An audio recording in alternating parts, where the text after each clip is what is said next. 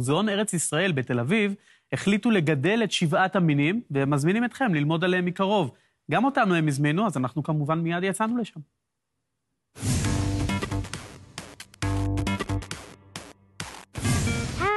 לכבוד ט"ו בשבט הגעתי למוזיאון ארץ ישראל. נבקר בבוסתן, נלמד על 7 המינים, ונפגוש את סופי שתספר לנו על כל הפעילויות במוזיאון. בואו אחריי. היי סופי. היי לינדה, מה שלומך? הכל בסדר, מה איתך? אני בסדר, ברוכה הבאה למוזיאון ארץ ישראל. המוזיאון שלנו הוא בעצם מוזיאון היסטורי וארכיאולוגי. המוזיאון שלנו מורכב מכל מיני ביתנים עם חפצים. ביתן הזכוכית, ביתן המטבעות, ביתן החושתן, ביתן הקרמיקה. ומעבר לזה יש לנו גם עוד המון תערוכות חדשות, אבל היום אנחנו הולכות לבקר בבוסתן מוזה. מה זה בוסתן מוזה? מוזה זה קיצור למוזיאון ארץ ישראל, ובוסתן זה בעצם מילה נרדפת לגן או פרדס, ואנחנו הולכים לראות שם המון צמחייה נהדרת, ונדבר גם על פעילות לכבוד חג ט"ו בשבט. יאללה, בואי נראה. 7 המינים שלנו קיימים כולם בבוסתן. בסוף אנחנו נאסוף את כל 7 המינים. זה גפן. נכון. חיטה. כן. שעורה. כן. זית. נכון. תמר. רימון.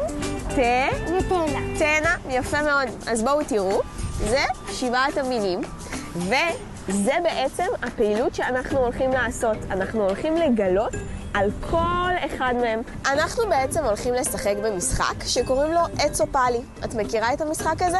לא.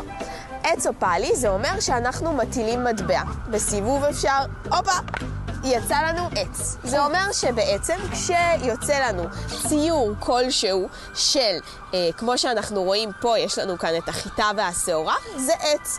כשיוצא לנו מספר, כמו שאנחנו רואים פה, זה בעצם פאלי. אז לנו יצא עץ. השאלה היא כזו, מה שווי המטבע שעליו הטביעו את הדגנים? מה השווי שלו? 250. איך ידעת? אני ראיתי קודם. נכון מאוד, אז שווי המטבע שלנו 250. עכשיו, איזה מדבקה היית מדביקה על איזה מהדברים? את רואה כאן איפשהו משהו שמזכיר לנו 250? כן. איפה?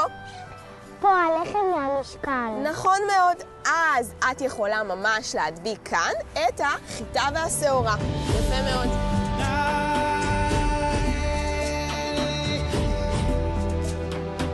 אז כמו שאת רואה, אצלנו בבוסתן יש המון עצים. זה למשל עץ זית. כאן יש לנו עץ תמר. וכאן יש בעצם כרמים, ששם מה גדל? ענבים. בהמשך אנחנו נוכל גם לראות עץ תאנה.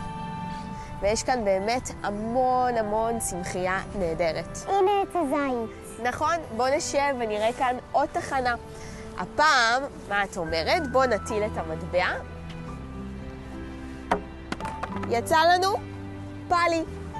פאלי. השאלה שלנו היא כזו, מה מפיקים מפרי עץ הזית? שמן.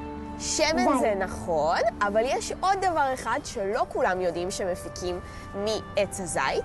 אולי תנסי לחפש כאן וזה יהיה לך רעיון. סבון. נכון מאוד, זה נחשב סבון מאוד איכותי, ועד היום יש סבונים שמפיקים משמן זית. אז עכשיו את יכולה להדביק את הזית על האזור הזה. האם הפעילות רק בט"ו בשבט? אז ממש לא. מי שלא הספיק להגיע בט"ו בשבט מוזמן לבקר באתר שלנו, והפעילות הזאת תחזור וכולם יוכלו לבוא וליהנות ממנה. איזה כיף. ממש, נכון? אני וסופי סיימנו את 7 המינים. נכון. ואם גם אתם רוצים, אז גם אתם מוזמנים למוזיאון ארץ ישראל. וביי! ביי!